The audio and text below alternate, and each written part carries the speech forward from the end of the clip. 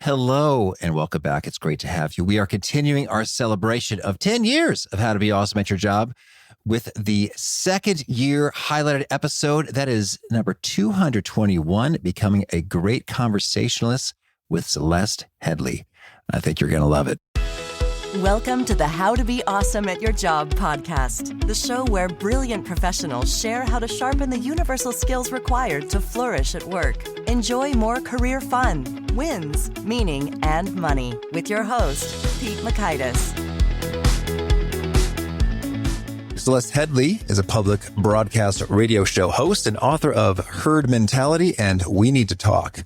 Celeste Headlee is the host of On Second Thought at Georgia Public Broadcasting in Atlanta, and has been a host and correspondent for NPR and PRI since 2006. Celeste, thanks so much for joining us here on the How to Be Awesome at Your Job podcast. My pleasure.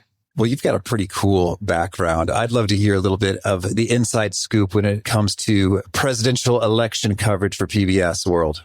Well, that was when PBS World was dipping its toe. You know, PBS World focuses a lot on documentaries coming, not surprisingly, from all around the world. But one of the things they've discovered that is American politics is so much of interest to an international audience that they wanted to actually, have a reporter right there on the ground. So that was sort of their toe in the water, and it worked out great. I mean, it's a busy schedule, as you can probably imagine. And you're at a lot of conferences and conventions and all those kind of things. But it's exciting, and it was an exciting election. And especially when you're focusing your coverage on the kinds of politics that are going to interest an international audience. To a certain extent, it was nice because it allowed me to sort of stay out of that whole rat race mentality and onto more substantive issues. So that was really nice. That is cool. And so any noteworthy brushes with power brokers that come to mind or fun anecdotes from there? I think in terms of funny stuff, the main thing is just the line anytime they offer free food. That suddenly, I remember at one point when I was at the Republican convention and I was walking through the convention hall and it's gigantic and I'm watching this line and just walking along it. And I was like, God, I don't think this thing ever ends. And I get to the front and it was a table of cupcakes. And I was like, really? So, yeah. That is funny. I guess it's like, free food works in college and it just never stops working. Exactly. I guess it doesn't matter how much you make or what business you're in. In the end, cupcakes are going to do well for you. Oh, that's great. Well, that seems like we already got our featured quote for social media from this chat in the first couple minutes. That's pretty good. Yeah. Well, good. I'm glad I'm quotable. Well, you are quotable and shareable. So your TED Talk, 10 Ways to Have a Better Conversation, is racked up well over 10 or 11 million views.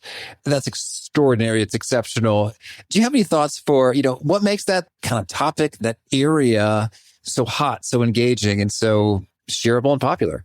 Honestly, your guess is as good as mine. I did not expect it to be popular. Honestly, I thought it was a relatively boring subject that I was really excited about, but nobody else would be. And if I'd known 11 million people were going to watch it, I probably would have gotten my haircut and put on something other than an old blazer. But I will say that it gives me hope that many people have watched it. And the reason I say that is because to me, that's a sign that people are aware that something's going wrong. And we're not just talking about Americans. I mean, it's from all over the world. It's been translated into dozens of languages. So I think there's just a growing sense, even if people can't articulate it, that something is missing and that we need to get it back. Understood. Well, yeah, and I'm right with you there. I feel it. I believe it. And so you lay out 10 ways, which we'll, of course, link to it in the show notes. But if I could ask you to prioritize just a little bit, from the not multitasking to don't pontificate to using open-ended questions, etc., what do you think might be the one or two or three that you believe have a really extra bang for your buck in terms of being effective for professionals in the workplace? I mean, the number one is listening. That's probably no surprise. The difficulty with that one is it's also probably the hardest because we are so far away from the type of people that really listen anymore.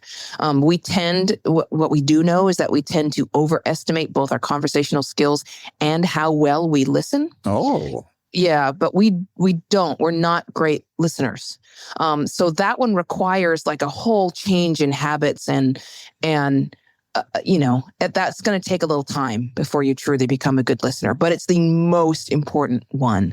One of the easiest is the very first one, which is be present.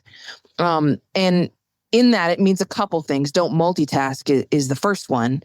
But multitasking isn't just, being on a conference call while you're trying to answer emails. Sometimes we multitask in our brains, right? Someone's talking to us and all we're thinking about is what time we have to get home in order to get dinner on the table and be able to watch Game of Thrones or whatever it may be. So multitasking, don't multitask. What I'm really saying there is focus. Focus in on the present moment. And when your mind does get distracted, because it will, that's okay. Let those thoughts go in your head and out of your head. That's part of the go with the flow thing. And then focus back in. Each one of these things sort of supports the other, if you know what I mean. In order to be present and not multitask, you have to go with the flow, if you know what I mean. And by doing both of those things, what you're really doing is improving your listening. So we're just talking about sort of once you get through all 10, if you do, you'll really be a great conversationalist. All right. That's great. So I'd love to dig into a little bit more detail here when it comes to don't multitask and go with the flow. So even in your brain, when other things pop in, what's sort of your recommended approach for, I'm talking to someone, maybe they're just not that interesting or maybe, there's something pressing happening, outside in life that just has my attention. So, what are your pro tips for bringing about that focus in a great way? So in that kind of conversation happens all the time at work, right? Yeah. And I would suggest if you really are not able to focus, if there really is something pulling you away, I'd suggest you just say that. Okay. Just say, hey, listen, there's something going on. I'm totally distracted by it. I apologize for that. I want to hear what you have to say. So let's put a pin in this and come back to it later. And I do that all the time, unless it's absolutely urgent. And urgent conversations usually are not nuanced. And by that, I mean, when it's urgent, it's usually an exchange of information. Okay. So nuanced conversations are the ones that you really need to take time with. Exchanges of information, get the information out or receive the information, and then go back to whatever it was you were doing. If your mind is wandering because they're boring you, that's a totally different animal altogether. Usually what that means is that you're more interested in what's going on in your head than what it is that they're saying. And you can fix that. That's sort of a reflection of what scientists call conversational narcissism. And we all do it. So first of all, don't be distressed by that. It's something all of us do. But the second thing is one of the only ways that we know of to fix that is through mindfulness training. And that's by just basically training your mind to learn how to let stuff go. When thoughts come into your head, you should be able to say, oh, there's a thought, and then you just let it pass right back out and then return your focus to what the other person was saying. And if they really are boring you, that's where the one tip where it talks about questions comes in, because good questions can lead that person into a more engaging and interesting conversation. You just got to ask them some questions. This is the thing I tell people all the time. Everyone has really interesting stuff to tell you. Mm-hmm. Right? I mean, we've heard interviews even with famous people that were boring, whereas somebody else got really great material out of them, right? Right. So the reason for that is because someone asked them really good questions and someone didn't. And so if you want to get interesting stuff out of somebody, ask good questions. So show some interest in what they're doing and find that thing that they really know better than anyone else. And then you're going to have an interesting conversation. Okay, excellent. So I'm hearing when it comes to the mental multitasking, it's just a matter of doing some of that training when it comes to the mindfulness stuff. And so you're saying it's just as simple as engaging in any number of meditation type things where you focus on breath or you notice, oh, there's a thought and you let it go? I'm thinking, do you write down these thoughts or you just allow them to go? I don't usually. If I'm alone, I can if they're important. But I do find that the thoughts come back. They rise to the surface again, and then if they're important, I can get back to them. But by following your little rabbit down your rabbit hole, you're getting further and further away from the conversation. The other person can't follow you there, so you just got to kind of, as you say, whatever your mindfulness training is, and that usually involves some kind of meditation, which, again, don't be afraid of meditation. I'm not entirely sure why people always connect meditation with spirituality, but meditation is more like yoga. It's a practice. And at this point, it's the only way that we know to train the brain to be mindful. Okay, that's potent. All right, so does that cover sort of the multitasking phase? Is there more to be said about listening well? There is so much to be said about listening well. There is so much incredible work going on. But I will say this, that, human beings are not really born knowing how to listen. We come into the world ready to scream. And that pretty much continues. We are much better at talking about ourselves than we are at listening to other people. And in a way that should be a comfort to you, because it means all of us struggle with it. The other thing that's interesting, and it comes out of this research in Australia and New Zealand, what they found was that if you are trying to learn how to listen better, you aren't going to do that through osmosis. You don't learn to listen while you're in history class or anywhere else. You have to actually take a course in listening, and they have to tell you, you are learning how to listen better, and then they teach you. And that's the only way they've seen that needle move in terms of how well people listen and pay attention, and most importantly, retain information. Now, this is so intriguing. So first of all, I want to know, how does one measure, when you say move the needle, I'm envisioning a gauge, in terms of I have like a dial or a dashboard, like speedometer type situation, move the needle. And so I'm imagining there's a number or something. Like, how do we measure one's listening quality? Is that like a recall percentage, or what are we thinking? Yeah, it's usually retention, how well you can, the father of listening, the guy that we call the father of listening, Ralph Nichols, started a lot of this research back in the 1950s, 60s, 70s. And he discovered that within, they would say to people in their various studies, okay, listen really carefully. Somebody's going to talk to you for a few minutes. I want you to listen very carefully, because then we're going to quiz you. And what they discovered was, even with them listening carefully, they could only retain about 50% of what they just heard. Within 48 to 72 hours, another 25% was gone. And after that, it just basically disappeared. So if you're trying to, and in business, think about how often we go to annual conventions or have annual staff meetings or something, and you say the exact same thing every year. Right. Because it never actually quite makes it to our memory banks. So when you talk about listening, that's the measure that they use, is how well did you hear? How well did you understand?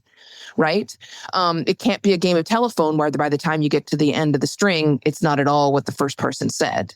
So there's a couple different measures in terms of understanding and retaining, and they've been using those for decades. And that's one of the things where I say, look, this isn't the problem with the smartphone. This is just a human problem. Oh, no, that's so fascinating. So if I were to take a course, and I kind of want to now, because I dig learning, and I just get really sort of excited when you can measure progress on something, whether it's, strength training in the gym, or now you've introduced measures of listening capacity, which is exciting for me, just because that's how I roll. So if I were to take such a course, well, one, where would I find one? And two, what might be some of the sorts of exercises and practices I would do in it to improve my skills? I think that really depends on who's teaching it. They do have workshops available. I do workshops sometimes, especially for companies, in order to help you listen better. And I can tell you that when I'm doing them, some of the most powerful things I do are improv exercises. Improv requires you to really work as a team, right? Because improv is a yes and exercise. You can't contradict what you just heard. And you also have to listen all the way to the end, or they may have mentioned a robbery that you didn't pay attention attention to, and that, changes the whole scene. So improv, anything that sort of kind of gets you in the moment and really focused on another person is what's really going to help you. Some of the other things that you can do are things that are frankly often used for people with learning disabilities, learning how to co-talk. So repeating back words as someone's literally saying them, which always makes people really uncomfortable. I make them stand within a couple inches of somebody and just stare at their lips and try to say the words as they're being spoken. They try to say the words as they're being spoken. Yeah. The guy was just playing along with that. Okay. And they can. Yeah. And they can eventually, but it makes people uncomfortable. And that's okay. Discomfort is good in a listening exercise. Yeah. Discomfortable people don't learn, in case you didn't notice. Well said. Well said. And so then you're saying they can eventually. So at first they're struggling because there's like maybe a lag in terms of like 2, 3, 4 seconds behind what they're saying. And then with practice, they can do it sort of real time. Is that what you're saying? Yeah, actually, at first, it's usually because they're laughing. They feel uncomfortable and they start laughing. But if they can get over that, then they can eventually do that. What's interesting is that one of the things I talk about is this incredible research out of Princeton, just from a couple years back. And what they did was they held this experiment where they had somebody sit down and tell an engaging story. In one instance, it was a girl telling a story about a totally disastrous prom. All right. And then they would have people come in and they hooked them all up to fMRI machines so they could watch their brainwaves. And they had people come in and listen to that story. And what they discovered was that when people were listening in an engaged way, when they were actually focused, the brainwaves of the listener and the speaker synced up. Oh, wow. They paralleled each other. And sometimes the sync was so strong that the listener's brainwaves would anticipate changes in the speaker by a fraction of a second. Whoa. Right? Now, science calls this neural coupling. I call it mind weld because I used to watch Star Trek. Oh, yeah. Uh-huh. But either way, that's amazing. That's an incredible talent that human beings have. And as far as we know, no one else does. We just don't tap into it. Wow. Well, it does sound sci-fi. Yeah. Or like supernatural. It's just really wild. And so then you're saying that is achievable for anyone who comes to master listening. That's right. If you can listen in an engaged and active way, you are able to mind meld with another person. And so this predictive piece, are you saying that like they just sort of know like the next word or sentence that's going to be spoken? I don't know. I have no idea. We haven't gotten that far. Oh. I certainly haven't, but it's intriguing, isn't it? We have no idea. Certainly. Well, and so now maybe we should make this all the more clear. So when it comes to listening, and most of us don't do it very well, and it's not so natural. And, one benefit is futuristic sci-fi powers of prediction. Another benefit is just retaining information for longer stretches. Could you lay out for us, what are some other kind of compelling whys behind why is it worth investing the time and energy to upgrade listening skills? So think of it this way. Larry King once said, I will learn nothing from anything I say today. I can only learn by listening to other people. Mm-hmm. And that's literally the truth. So if you actually if you enter into your conversations with the intention of learning from the people that you're talking to, and then you make it a practice to talk to a ton of people, think how genius you'll be. There it is. Right? I mean, you will be so knowledgeable. I mean, that's worth it. Yeah, that's good. I dig the Larry King quote. That's great. Well, all right. Well, this is a lot of fun. And so we could talk at length just about your 10 ways to have a better conversation. But I want to make sure we also get to give some love to your book recently released, We Need to Talk. Can you share with us sort of what's the big idea behind that? And in what ways is it similar to versus distinctive from the content you cover in your TED Talk? So the book is basically a 60,000 word version of the TED Talk, which means that if you watch the TED Talk, but you still kind of struggle to carry out some of the stuff, which is what I've heard from so many people, the book is going to tell you exactly what to do. It's going to give you the science behind it so you can understand why I say those things. And it also, I'm not, standing in a superior position telling people how to behave because I'm so good at it. I am very honest in there about the mistakes that I've made. the things that I screwed up and how that led me to some epiphanies as well. So, the book is designed to be the kind of book that you can return to. When a conversation goes badly, you should be able to go back to this book and say, okay, what happened? Or if you're anticipating an important conversation, whether that be asking for a raise or pitching a project or wherever it may be, you should be also able to go to this book and prepare yourself well for it. Oh, that is great. And so I want to talk about a couple of those points when it comes to preparing for intense conversations or asking for a raise or high stakes matters. What are some of the core principles and practices to follow?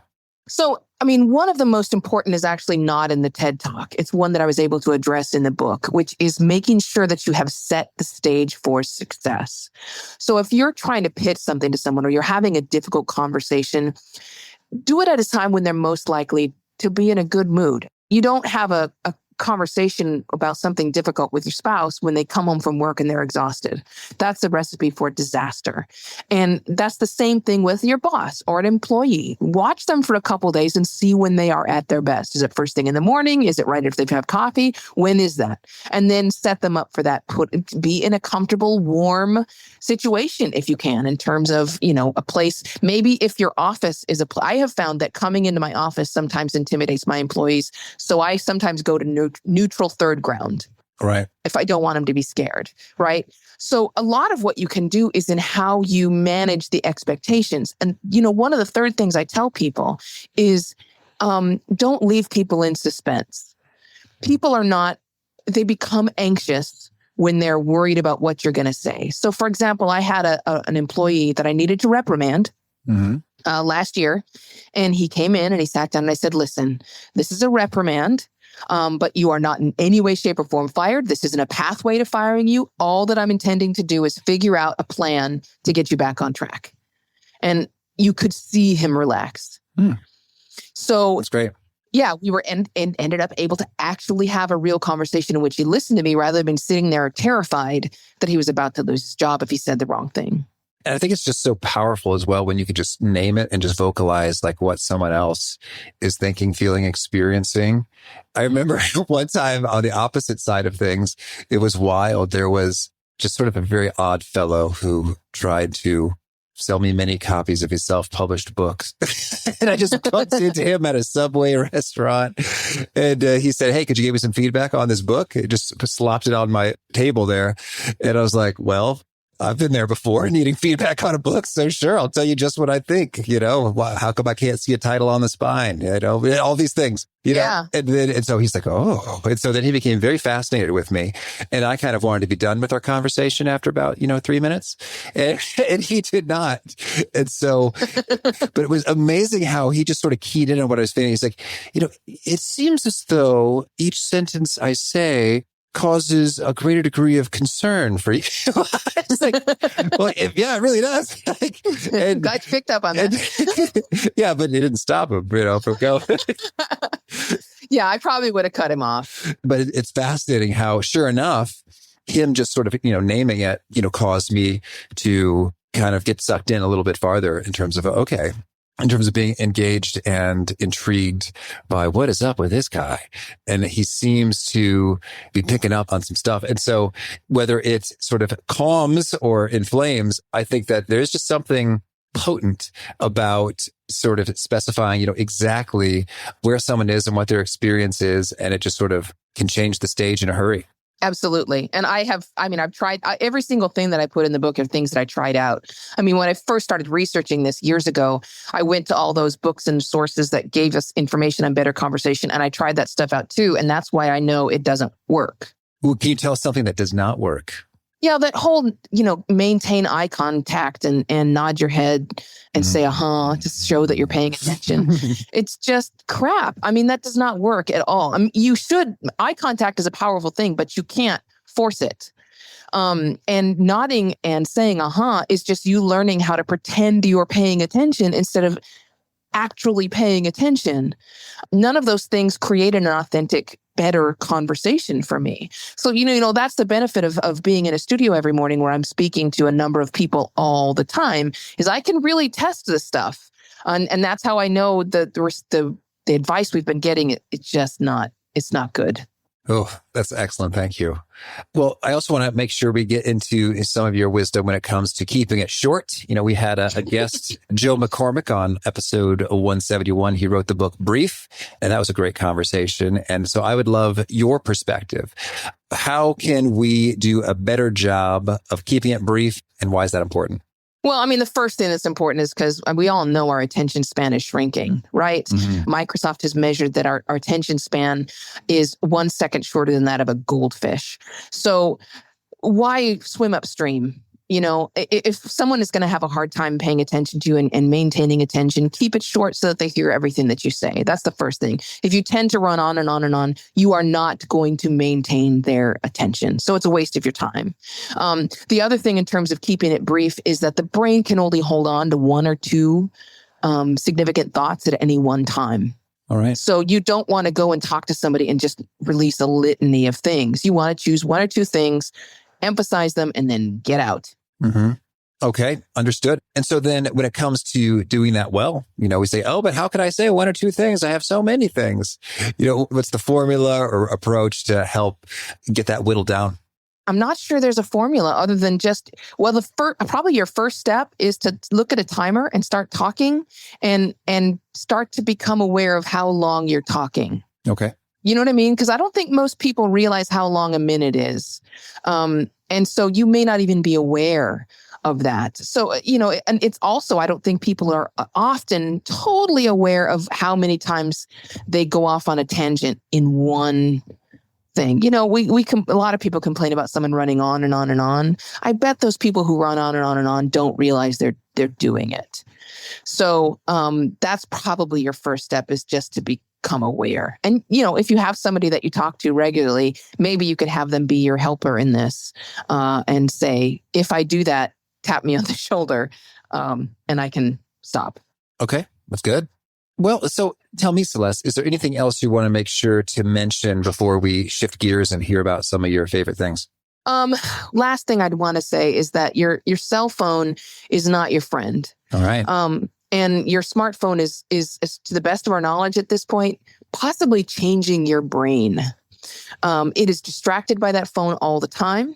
It is making the other person, there's research showing that just having the phone sitting on a table at lunch makes the other person see you as less trustworthy, less empathetic. Oh, let's hear that again. So if they see my phone at the table where we're eating lunch, they think I'm less trustworthy and empathetic. Yeah, well, the way that the research went is that they had strangers talk to each other. And in half of those situations, they walked in and set a cell phone down on the table. And it belongs to neither of the people, and it never made noise. But when they came out, those people who were speaking with a cell phone present said the other person was less empathetic and less trustworthy, less friendly. So we feel good because we don't pick up the phone, right, and look at it. But in fact, the mere presence of it is not just distracting you, it's distracting the other person in a negative way. So put it away. Wow. So I'm thinking the cell phone, because sometimes I take it out of my pocket. This is hitting close to home, Celeste. I'm sorry. Sometimes I'll take my cell phone out of my pocket and just set it down, face down on the table, silent. So it's out of my pocket. And so I'm just more comfortably seated with my legs and the furniture and, keys and wallet, whatever. So I'm more comfortably seated. But you're saying just the presence of the phone, no beeping, no buzzing, no lighting up in and of itself is creating negative associations. That is correct. So you have to put it away. Okay. Well, I'm glad to learn this from you rather than the person I'm eating lunch with who thinks I'm no good. Yeah, and they won't know why, right? Huh. Yeah. Yeah. Yeah. Well, I'm so glad you brought that up. So you're saying the phone is not our friend. It's causing some trouble. And where were we headed with that? I mean, we have to stop. We got to reverse that trend. You don't have to get rid of your smartphone. It's very useful. But what you have to do is start reclaiming the human tasks from the smartphone. And communication is an inherently human task. So stop using email and texting and emojis to do your communication for you, and instead pick up the phone. All right. Well, that's good. Well, Celeste, now I'd love to hear some of your favorite things. Could you start us off by sharing a favorite quote, something that you find inspiring? So I'm a Buddhist. So one of my favorite quotes is from the Dalai Lama, who said, he said, "My religion is very simple. My religion is kindness." And he also said, be kind whenever possible. It is always possible. That's good. Thank you. And how about a favorite book?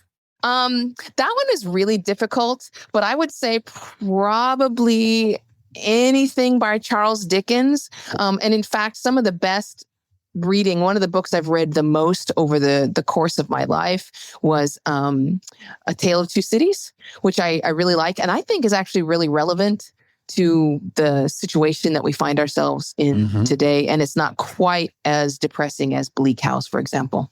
Oh, thank you. And how about a favorite tool? My favorite tool is my Fitbit. Okay. Yeah, it would have to be my Fitbit because it reminds me when I've been sitting at my computer for too long and it tells me to get up. Okay. And how about a favorite habit? My favorite habit is waking up in the morning and doing my exercise first thing at like 5 or 5:30 a.m. That just sets me up for success in the day. And what is the exercise of choice?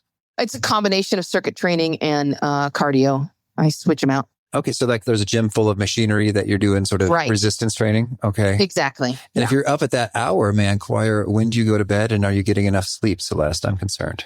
I am getting lots of sleep. Good. I do have a sleep tracker as well. Oh, that's good. On top of the Fitbit or integrated into the Fitbit? No, on top of the Fitbit. Huh. Tell us about that. I am all for using technology for things I can't do. Okay. I just don't want you to use for technology for things you do better. So yeah, I go to sleep. I'm in bed by like 9 or 9:30. Okay, solid. Well, so now I need to know, what's the sleep tracker and should I buy it? What's the story with it? It does better than my Fitbit can do? Oh, yeah. And I use an S Plus ResMed, ResMed, and it is fantastic. That sounds medical. What is this? It is. In fact, that's the same company that makes the devices for when you have trouble at night. So it is a medical company that makes it. It is remarkably accurate, and it gives you in the morning little tips. It says, you had trouble getting to sleep last night. It could be because the light level in your room was at this level. Oh, it knows that. It could be that there was too much sound in your room because we tracked this. Yeah, it's very helpful. So let's spell that out. Can I buy this on Amazon? Do I need to see a physician? S Plus ResMed? ResMed. That's right. Oh, S space ResMed. Oh, my personal sleep solution for just $45 or so, huh? Okay. Oh, Celeste, it's so funny. Sleep is a personal passion of mine, and the listeners may have intuited that the two longest episodes of them all were me grilling sleep doctors. And they were great. The sleep doctors. Highly recommended. That's so good. Well, I'm buying one. Thank you. Okay, perfect. Now, and is there a particular nugget, that's something that you share in your speaking, in your writing, or you're working with teammates that really seems to connect and resonate with them? So here's the last little tidbit I'll share, and this is in the book as well. One of the most powerful things you can do to start being more aware of how good you are in conversation is make a list of like the 5 things that other people do in conversation that you hate. All right. The things that just bug you the most. Then take that list without telling people what it is, but asking for their complete honesty. Take it to them and say, okay, how many of these things do I do? All right. And that might be a little bit of a shock to some people because you will often find the things that bother you the most are the things that you are doing to other people. But it is a really good eye opener. Okay. Excellent. Well, Celeste, tell me, if folks want to learn more or get in touch, where would you point them? Well, they can certainly go to my website, celesteheadlee.com. At this point, the best thing you could possibly do is buy the book. Okay, perfect. And the book is called We Need to Talk. And it is available for purchase right here, right now, wherever books are sold. Anything we should add about that? No. Okay, perfect. In any sort of final challenge or call to action, get the book. And is there more? Get the book. No, and start talking, start having small talk with your Uber driver and your barista. Okay, perfect. Well, Celeste, this has been a whole lot of fun. I definitely learned some things, and I'm sure listeners did as well. So I wish you tons of luck with, big sales for We Need to Talk and all the stuff that you're up to. Thank you. I really appreciate it. It was good to talk to you. Big thanks to Celeste for sharing her wisdom with us. And big thanks to our sponsors. Check them out.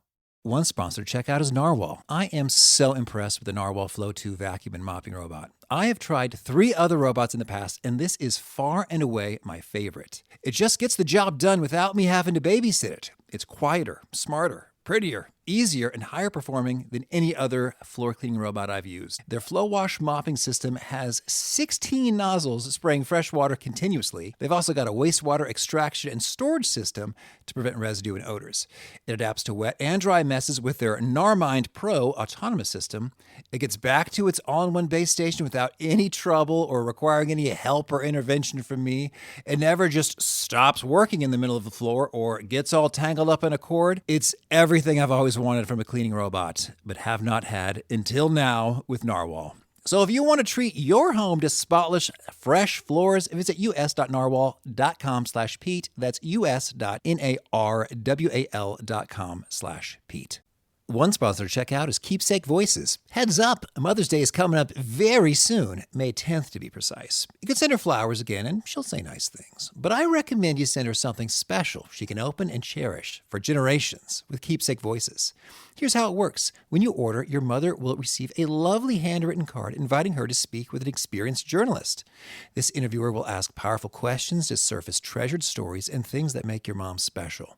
That conversation is recorded and masterfully crafted by an experienced audio engineer and graphic designer to create a beautifully edited audio and digital book. Your mom gets a special experience reliving memories whenever she likes. Meanwhile, the whole family can enjoy her keepsake voice for centuries. So give mom something special that will last for generations. Go to keepsakevoices.com/Pete to knock off nearly $100. That's a third off their retail price at keepsakevoices.com/Pete. One sponsor to check out is Shopify. When you're starting something new, what ifs abound. What if I fail? What if nobody cares? What if nobody buys my stuff? Shopify can help make things easy. Shopify is the commerce platform behind millions of businesses around the world and 10% of all e-commerce in the U.S., from household names like Magic Spoon and Allbirds to brands just getting started.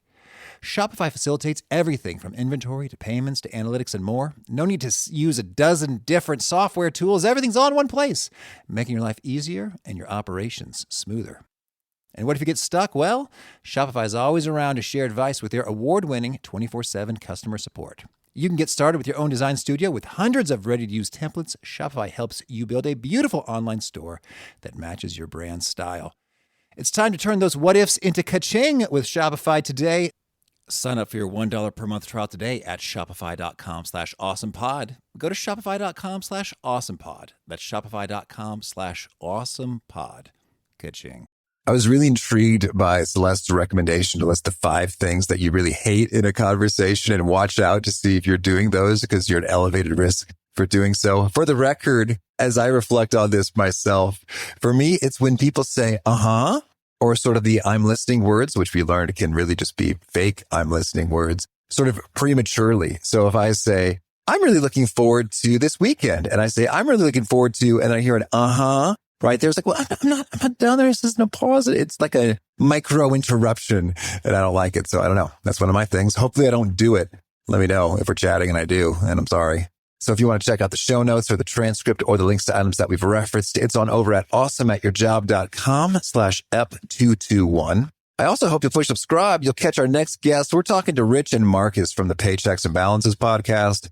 These dudes are a lot of fun and have some real wisdom that could result in you reaping many, many more thousands of dollars over the course of your career. Peace. Thanks for listening. To get the most out of the show, we recommend 2 key things. First, check out the extra resources at awesomeatyourjob.com. You can find this episode's transcript and links, as well as the perfect episode for your situation.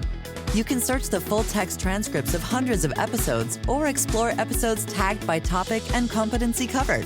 Second, subscribe to the podcast and get future episodes automatically. You can subscribe by telling Siri and several other smartphones and speakers, subscribe to the How to Be Awesome at Your Job podcast, or by tapping subscribe in your podcast player of choice.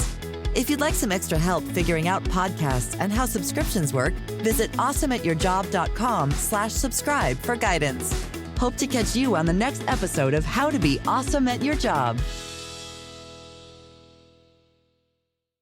Quality proteins aren't just for special occasions. With Omaha Steaks, you get unbeatable flavor and value delivered right to your door. They have an unmatched selection of perfectly portioned proteins, including USDA certified tender steaks, burgers, chicken, pork, seafood, and more. all flash frozen at their moment of peak quality, then quickly delivered to your door in a dependable cooler. So a great dinner is just minutes away. From Taco Tuesday to a weekend feast, Omaha Steaks practically invented meat delivery, and they've been perfecting the art of premium proteins for over 100 years. With their 100% satisfaction guarantee, you can order with complete confidence. Taste the Omaha Steaks difference, a better, more convenient way to buy proteins. Start getting flavorful proteins delivered today. Visit omahasteaks.com and get $35 off with promo code AUDIO at checkout. That's omahasteaks.com, code AUDIO. Terms apply. See site for details.